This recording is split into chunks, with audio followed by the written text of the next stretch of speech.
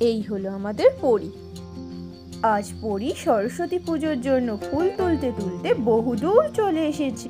এখানে এসে অনেক ফুল দেখে পরী তো খুব খুশি। হঠাৎ সে লক্ষ্য করলো জায়গাটা খুব অদ্ভুত। সে আগে এখানে কখনো আসেনি। জায়গাটা সে ঘুরে ঘুরে দেখতে লাগলো। তখনই তার চোখে পড়লো সেখানে পড়ে থাকা একটা ভাঙা মূর্তির প্রতি। পরী ভাবলো মূর্তিটা এখানে কিভাবে এলো, আর কেই বা মূর্তিটা ভাঙলো।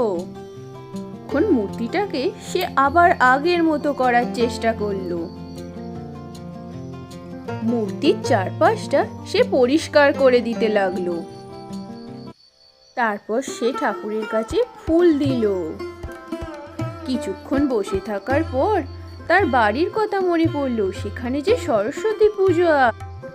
পরী ভগবানের আশীর্বাদ নিয়ে সেখান থেকে চলে গেল।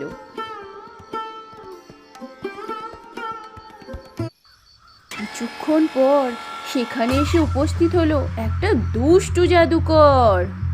সে বলল, আমার বনে কেউ এসেছিল মনে হচ্ছে।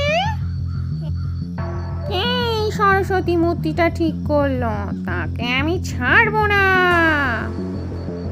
তারপর সে মূর্তিটাকে ভেঙে ফেলার চেষ্টা করলো, কিন্তু সে আচমকায় ছিটকে পড়ে গেল। সরস্বতী পূজা আমি বন্ধ করে দেব, বিদ্যে বুদ্ধি কাউকে নিতে দেব না। তারপর কি হলো জানতে হলে সনপরীর নতুন চ্যানেলটিকে একটা সাবস্ক্রাইব করে দাও। আর আজকের ভিডিওটা ভালো লাগলে একটা লাইক করে দাও।